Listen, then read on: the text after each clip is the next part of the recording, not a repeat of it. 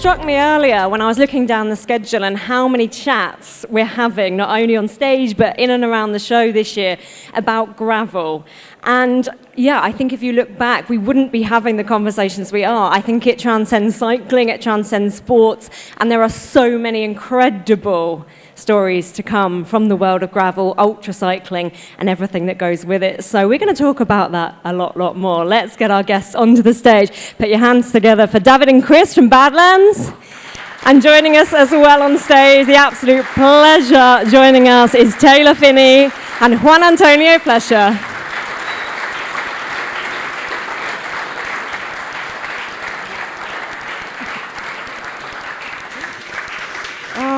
It is fantastic to have you all here alongside me on the stage.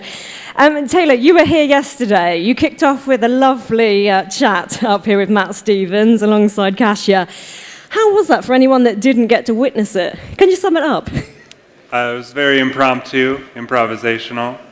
We're here for round 2, so thanks for coming out. Hopefully we'll get a bit of improv up here, maybe. We'll see where it goes. Guaranteed, guaranteed. And Juan Antonio, it's great to see you as well. It's been a long time since I've seen you in real life. You're so busy with broadcasting, everything in between. What are you up to? I'm up to a lot of things. Riding my bike was one of them, and this year I've been busy personally preparing Badlands. Because I didn't really prepare much. I don't want to call it false modesty, but I was very happy after Badlands, and it was such a great event. I mean, that's what we're here to talk about.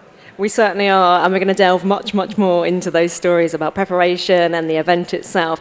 But David, I'd love to just go back to the beginning. For anyone sat here thinking, what is Badlands? What have I just seen? What have I witnessed? Okay. Can you tell us, what is it and how did it come about? Okay, what is Badlands? In few words, I would say that an unsupported ultracycling event, a gravel event. It's a gravel challenge, an adventure. The route is about 800 kilometers with 16,000 meters of elevation. And I think it's very important for us also the route, the environment, the landscape, where is Badlands. And that's it in few words. It's very special because the route crosses the only official desert in Europe, the biggest Mediterranean coastal natural park, and also even the riders have the opportunity to cross the highest col in Europe, Pico Veleta, and that is Badlands. And how did you get involved? I'm a bit like these guys. I rode for the first time last year. Experimenting with gravel, like most people I think come from the road cycling scene, and basically it changed my life to a certain extent, and obviously it's kind of moved me in the direction. Started speaking to David about the event afterwards. Wanted to get involved, wanted to participate, and somehow I had a really bad accident last year, so it was a perfect moment to move into helping out with the event, and it's like like-minded people work together and hear what we have, But Taylor, I feel like everyone has a different story as to why they discovered gravel cycling. It's just, as I said before, it transcends the sport in so many ways. How did you come across Badlands? I first heard of Badlands because of Lachlan Morton, which I think is maybe why a lot of people heard of Badlands. And that kind of effort didn't interest me at all. To be honest, doing it completely in one time without sleeping, but riding outside, sleeping outside, dirt roads, different environments, ecosystems appealed to me a lot. So Cinelli, the bike company, actually brought the idea of doing it into my life, and then I just kind of prepared for it. I don't think you can prepare for it, but I went there with the intention of just trying to enjoy it, to be honest, and ride a great route set by people who I didn't know that I trusted, but I now know. It kind of fell into my lap a little bit, but I knew what it was before. I was just casting an eye up here. Can you talk us through your outfit choice? Well, this is me actually drying my jean shorts on the front. Yeah. They have to see this. The toe. Yeah, I don't think they can see the toe from down there. The big toes Did anyone get bandage. a sight of that toe? Talk us through the footwear. Well, it's a long event, you know, and I was a road cyclist in a previous life, so I've spent a lot of time with my toes in a very narrow environment. And over the last couple of years, my ethos, among other ethoses, has been to free the toes. But with that comes vulnerability, and I did slice off a little piece of my toe, but it's fine. It grows back. I'm Just a little bit. like not a too much. reptile. And the rest survived? Yeah, the other toes are fine. Oh, it's good. We're happy to hear that. It's good to know. Yeah. I mean, jokes aside, though, it is just such a world away from your professional career on the road. And I'd like to go back right to the beginning for yourself. I think I'm right in saying you were quite passionate about mountain bikes when you were a younger junior rider, but of course went on to a road career. Was this kind of something you had a hankering for all along? Well, to be honest, like living in Colorado, all of the roads, unless you go into the mountains, all the roads are just on a grid. So it's super boring. And also truck drivers can be kind of aggressive. So we would ride on dirt roads all the time, just on our road bikes. And then towards the end of my career, I would just go out training, but I would end up on these trails on my road bike, just kind of like, what am I doing? But also enjoying myself. So before the sort of term gravel like came about, myself and the people we were training with, and I think a lot of just riders in general, we were just riding these roads on our road bikes, you know? Yeah. So now we have bigger tires and mountain bikes, gravel bikes, whatever you want. I was going to say, how did the tyres fare on the taking the road bike on the trails? How was that? I mean, I'm familiar with changing flats, so aren't we all, you know? You can either be frustrated by it or you can just be like, hey, I was having a good time. I have tubes. I bring like 2 or 3 tubes with me. Yeah.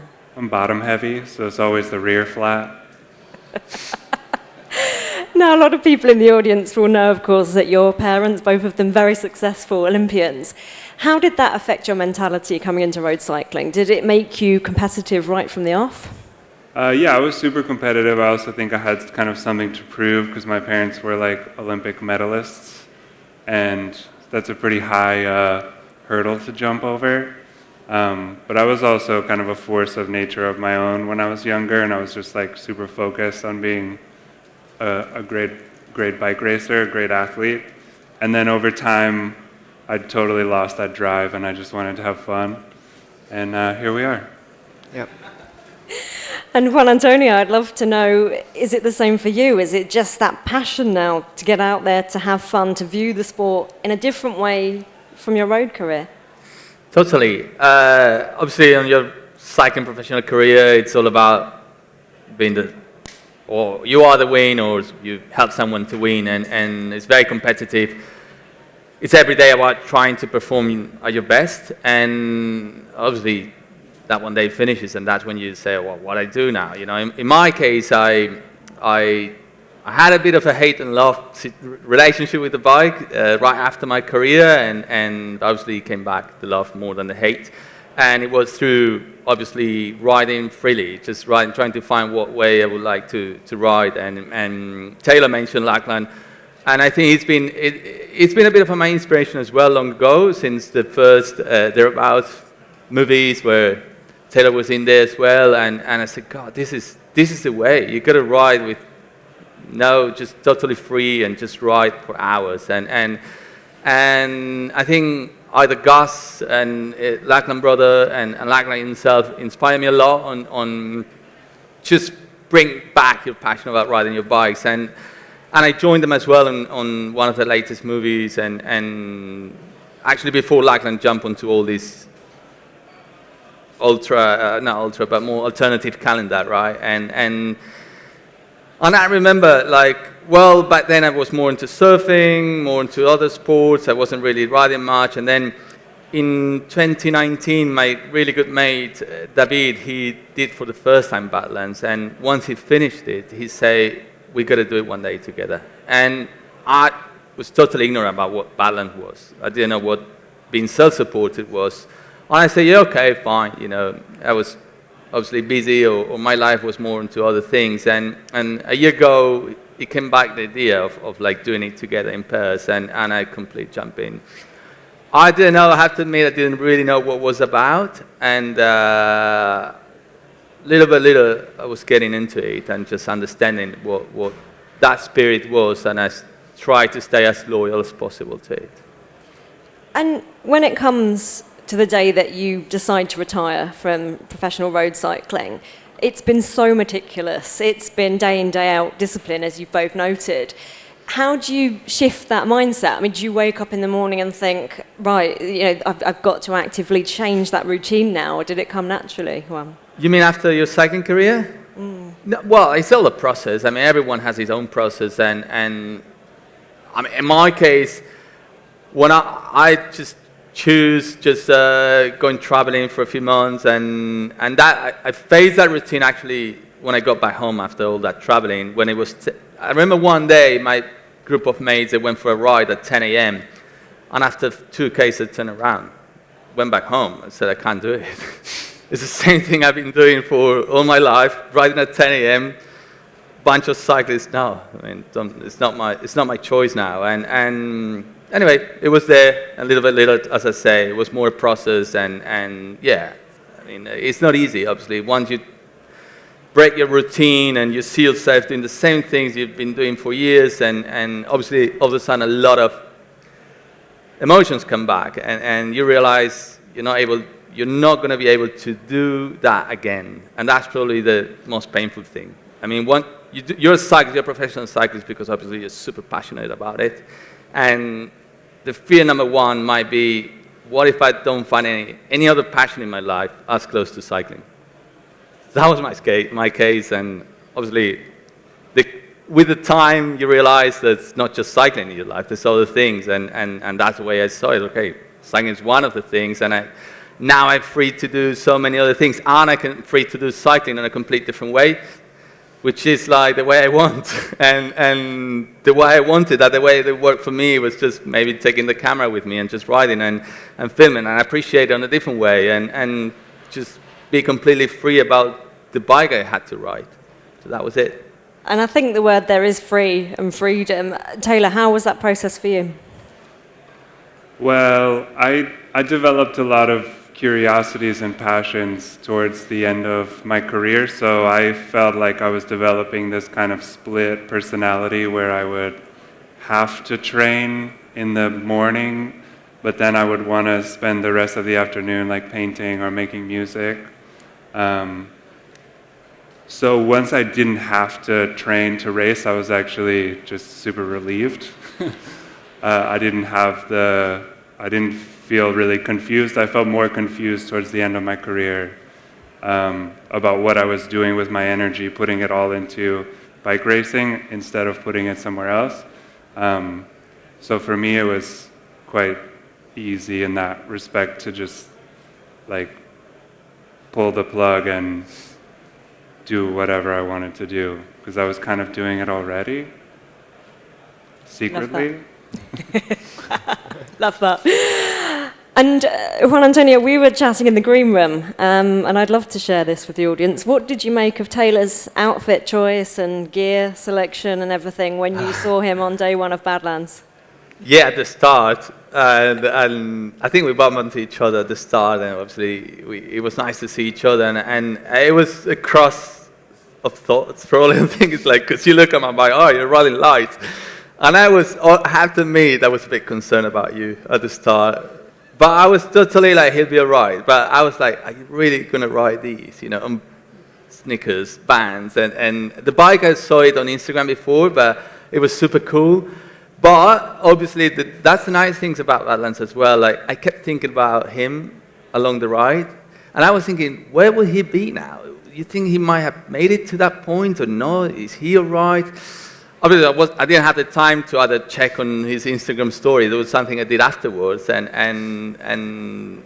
yeah, I mean, I was totally surprised, and the way Taylor did it, and it really shows that anyone.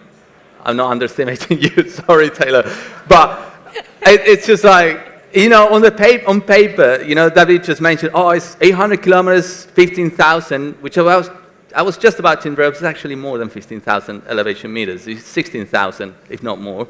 So it's brutal, right? It's a bit much, to be honest. Yeah, here's the math. The last day was like, back in a minute, yeah. It's good to know. It's good to not know how far. I'd rather sign out there without even looking at numbers. That's the best way.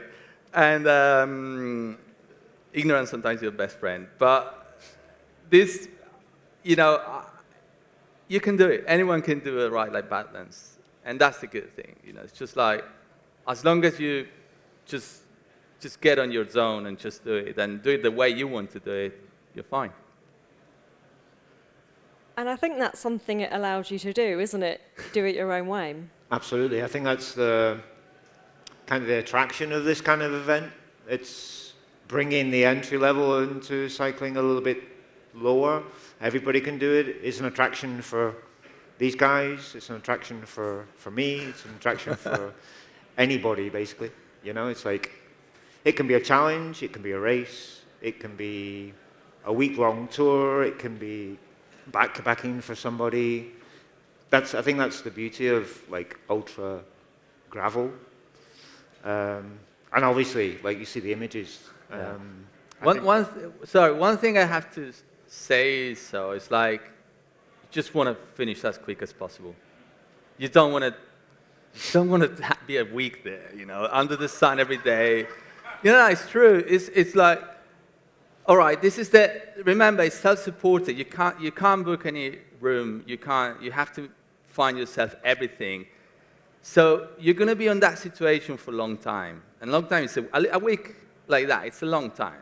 So it's your own pressure. It's like, all right, do you want to sleep like that every night for 5 nights? So that's the thing. It's sort of the race itself, because it's not a competitive event. That's what is nice about it. But you turn competitive with the event itself, because you realize, I got to get it done. I can't be like this. I can't handle another day on the desert like that. The thing is, you can say that, though, sat in that seat. I'd be out there for months. No, but that's where, like, I think totally differently. Like, I brought a sleeping pad, a sleeping bag. Like, I love sleeping outside, on the ground, under the stars. And that's the whole bike packing experience for me. So when I was told it's a bike packing race, I wasn't thinking like, oh, I'm gonna go ride through the night for 2 nights straight. I'm gonna go like visit beautiful places, ride through beautiful places all day until I'm tired, and then I'm just gonna lay out all my stuff and I'm gonna lay down on the ground and I'm gonna sleep like a normal ass person, I'm like this, Taylor. I can't imagine like what he's saying, where he wants to be done as soon as possible, because that kind of stress is why I left the road cycling environment. And what I love about this event is that it is on your time. Also, I can't imagine doing it with another human being, by the way. We can get into the pairs versus Pairs is different. Pairs is different. I couldn't imagine doing that. So you two aren't going to pair up for the next one, no? There's no one that I could. No, I think I mean, you can either do it on pairs or you can just do it on a long range away. I mean, they're both fine, and they both have ups and downs. And as Taylor say, of course, sleeping at night it's nice. You don't mind it, but in my, as my experience, one thing I was really driven to is like just riding through the night. That was something I'd never done before. Just all of a sudden, I was like on day 2, 3 a.m., I didn't sleep at all. I mean, I never experienced falling asleep on the bike. And that was something for me new, and that was something I'd really like to to experience. And all the Sounds time, terrible. no, but all the time you see, oh, that's a wild boar there. No, it's actually a plant. You know, you start seeing weird things, and you start like, and that was something like I really loved, and I really completely, discover through Badlands, and mine will be, as you say, closer to bikepacking, because bikepacking is like, all right, you sleep through the night, you just make things cool, but I just was more driven on more the express bikepacking way, as Taylor will completely define it, and I loved it. Express. I was like on the standard shipping, and you were on the express. But that brings it home, no? It's like it's an experience for everybody. Everybody takes Yeah. home exactly what they want to take out of it, you know? I think that's the beauty of this type of event. That is the Yeah. beauty of it, the stories that come out of it. Absolutely. This is what I hated about Badlands. You gotta hate something. Yeah. Yes, here is admit. beautiful, it's idyllic, the training sea, beautiful colors. This is what you see on the profile. Oh, there's some flat sections. I know. There are some flat sections. So this These is are the easy flat sections. section, right? Sand. Yeah. All the flat sections. Okay, we and have to sections. work on that point. David, would you Yeah. like, No, just keep. like to comment it's on fine. that? It's fine. Would you care to comment on the flat segments? Cool. Quite nice. So, for you who don't know, it's a beautiful road, just 5 meters next to it. It's a beautiful, gorgeous national road. And bar. It's just a little bit off the track, but it is there. But that's it. That's what, when I say it's better not to, I really suggest if you want to do Badlands, don't watch too many videos about Badlands. It's good that you see yourself there and you get surprised. Oh my God, really? Do I have to push the bike now? And you think, I only have to push it for 100 meters. No, it's long. It's long pushing bike situations. And you don't know that. And you're there, and that's when you find yourself in that situation like, come on, really. but it's good fun. I mean, that you might be there in a really down moment, but then it just comes another one, and that's what ultra distance is. You just you go through so many emotions that at the end, the closer you get into the finish line, all of a sudden, just like experiencing it all. And something I'd love some tips and opinions on is that process of deciding what to bike pack with, what to actually carry with you, because presumably you're thinking about weight, you're thinking about what you need as necessity, but some riders are going to want a roll mat to sleep on, and others are going to sacrifice that. Like how do you go about prioritizing and making that decision? Or do you shed stuff along the way?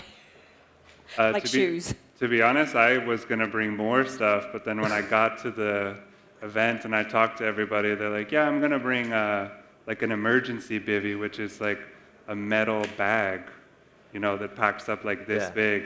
I've tried to sleep in this isn't my first time bikepacking. I've tried to sleep in a emergency bivvy before. It's the worst. Like, you get in there, you just start sweating immediately. Yeah. 'Cause it's a metal bag. It's Yeah. made for when you're like on the side of a mountain and it's snowing and you're gonna die. And you put this, no, I'm serious. It's an emergency bivvy. That's the vibe. Like, emergency. And then all these guys are like, yeah, I got my emergency bivvy. And I'm like, you're not going to enjoy that. I could tell you that much. I did enjoy that. I loved it. Half an hour into days of sleep, I tell you, it felt like heaven. Well, Even on that bag, but it was sweaty. half an though. hour. It's sweaty, though. It's hard. Only for half an hour. I mean, you you got to sweat. get out as soon as possible from there, too. Sweating all day. I don't need to sweat at night. I'm good on sweating, I'm loving how this is escalating. We're going to start fighting soon. Yeah, I'm hoping that's where it's going. This is brilliant. They heard good things. Entertainment. I remember just putting it up until here, right?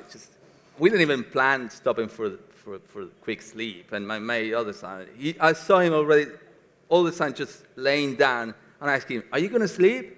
He said, "Yeah, I am." Okay, so he quickly took out this bag and just covered my eyes, and it's okay. The metal bag. Half an hour. He set the alarm, half an hour.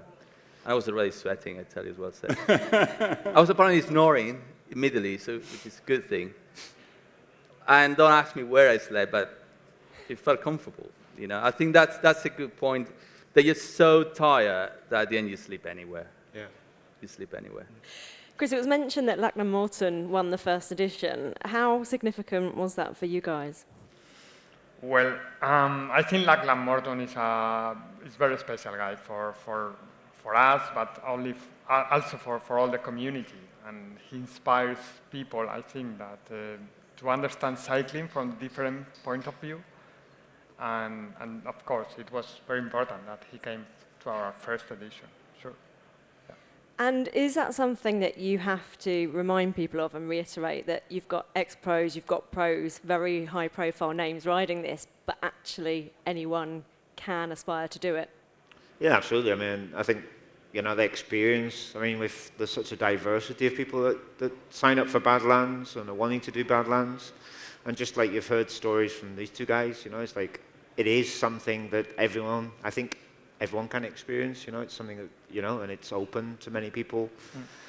And, well, it's like, I think the environment, the experience is, people can stay in hotels. We have people that book hotels on the phone, and, it's like, it can be anything for everyone, basically. That's the whole idea of it, And how much preparation does need to go in? Can anyone really turn up and do it? The elevation is huge. How much training or prep needs to go in?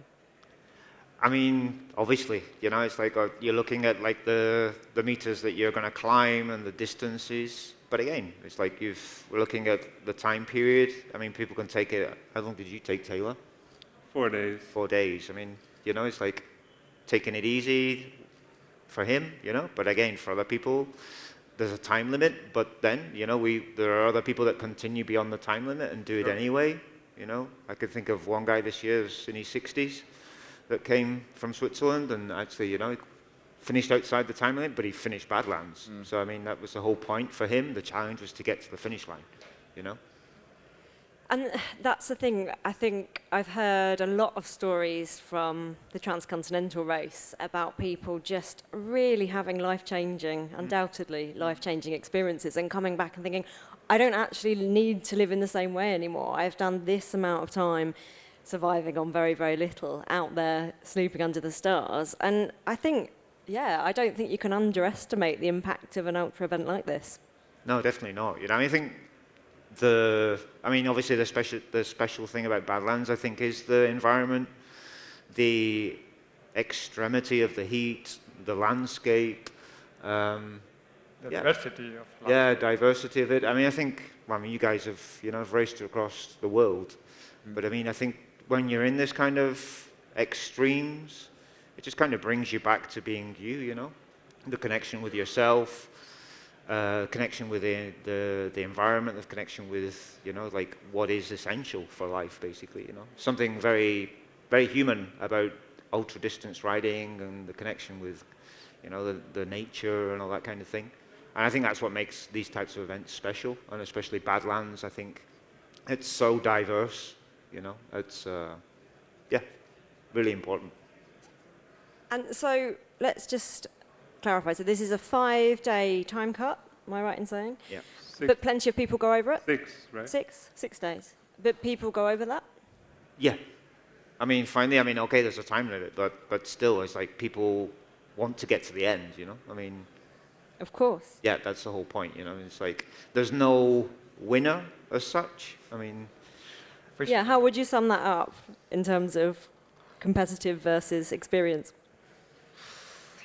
What would you say? Yeah, finally, like, obviously there's, it's like Juan Antonio and Taylor have said it already. For one, it's like a race mentality. I'm not going to stop. It's non-stop, and there's part of the event that people want to do it in the lowest sort of time, but obviously there's people that want to take it another level. So it's like experience, like Taylor was saying, experience the landscape, experience the countryside, and Yeah, we try to work also this part because, for example, last year a lot of people rode a very important part, Gorafe Desert, at night. And for us was like, oh, come on. You missed maybe the most beautiful landscape in the route. So we try to play with these kind of scenes. So we changed it. We changed the route. Yeah. The idea was to get people quicker to this. Yeah. What's on the screen in front of me? But I mean, Yeah. the majority of people went through this section through the night last year and the year before, you know. So it's like, yeah, well, we want people to experience this, no? So And we also changed the route. with the villages, Yeah. you know, to interact with the bars, restaurants, small supermarkets there. So we have to play with these elements. Yeah, it's something amazing for us as organisers that you have. Obviously, we're talking about it in the middle of nowhere. You could say middle of nowhere for us. I mean, it's their community, but it's like it's nice that the bars turned to us and said, "Oh, there's a guy from Australia here yesterday." Yeah. Or there's a, you know, it's like, and yeah, this year, I mean, it was amazing. This year, they even had one of the bars had a screen on with a dot watchers on, you know, it's like, and had, you know, like sweets for the riders, no, just help yourself to sweets and stuff, you know, it's like, it's really nice to get that community spirit going, you know, for us as organisers, this is something that's really important to us, you know. Because, you know, it's a very special part in southeast of Spain. It is Andalusia, but when people, I'm sure that when people think on Andalusia, we think on the beach, you know, this kind of thing. This is in a rural area, and they say like, okay, we don't have tourists here. We don't have people from other countries here. So this is very important for the village, you know, and also for us. Yeah, great.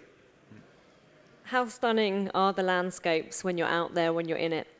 They're beautiful. And often I was thinking, is this really Spain? Is this really my country? You know, this picture here, I think it's been taken on a desert, but this area, I think, I was riding through it and I said, if you tell me it's Morocco, I would say, yeah, this is Morocco. I've been here before, but not in Spain.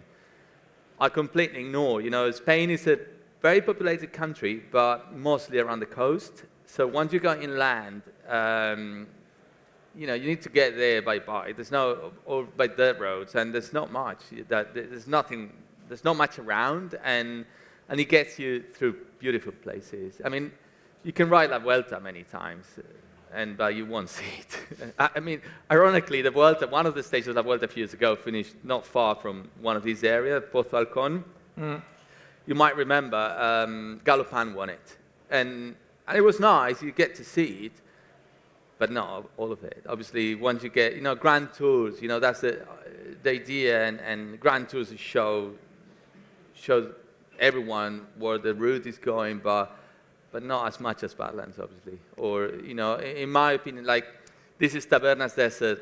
I heard about it, you know, you see it on the movies, but no, it's different once you have to ride it yourself. That's a complete different story. That's crazy, because a lot of riders say, I have seen a lot of places, so many different places in just 3 days.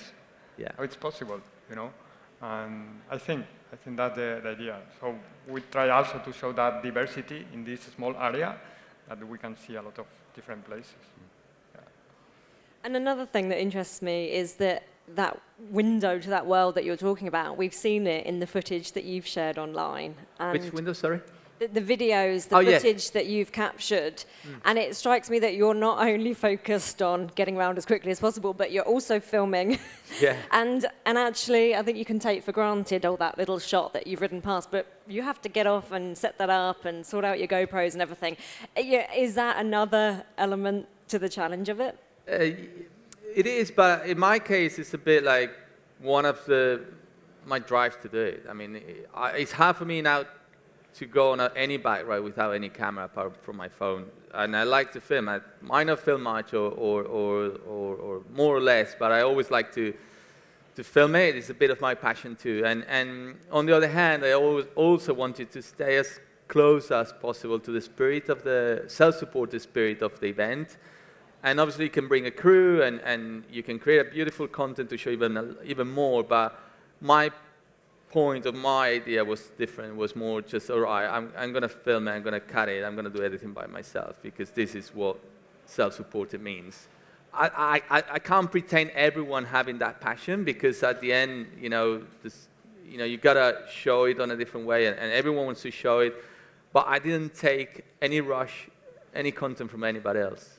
I could have asked, could I take this drone footage from you? But it wouldn't have been my content, you know. I know it's not the best, it's the definitely better videos at Badlands, but I just like the way I film it, and I managed to deal with it. And as I say, you know, on planning as well, I didn't put any camera on the ground at all. I just ride because I was riding with somebody else. I didn't need it to show myself riding all the time, but clearly I had to plan a bit. Right, I'm going to have to take one body, 2 lenses minimum, and you try to find the lighter, but yet the most performant lens, the most beautiful one, and also a GoPro. Always you need a GoPro, and there's a lot of other things you need to think about it, and obviously all that weight, and it needs to be charged, and you need, you know, it adds up on things, on you know, obviously on a rod that you don't want to, all of a sudden your bike is 18 kilos, easy can go to 18 kilos. So that was an extra thing that I wanted to carry with me, and it was fine. I was thinking, you might have seen I was riding this rack behind me, and the whole point was I was thinking I'm going to need to rest my back a lot for that mirrorless camera. I like to rest it a lot more, and actually only didn't do it that much. I put it on that rack maybe for 3-4 hours in the entire 55 hours Badlands ride. So it wasn't something that it didn't really affect me, you know, like, oh, I'm going to have like sore back after that. No, I mean, it's just like I could do it, and obviously I enjoyed it a lot doing it, and that's the whole thing. If you like filming, couldn't be any better place to go and just ride and just film and do what you like. I really, as you can tell, could talk all evening, but we are out of time. Please join me in saying a huge thank you to our panelists. Put your hands together for the Badlands crew. Thank you. Thank you so much, guys. Thank you.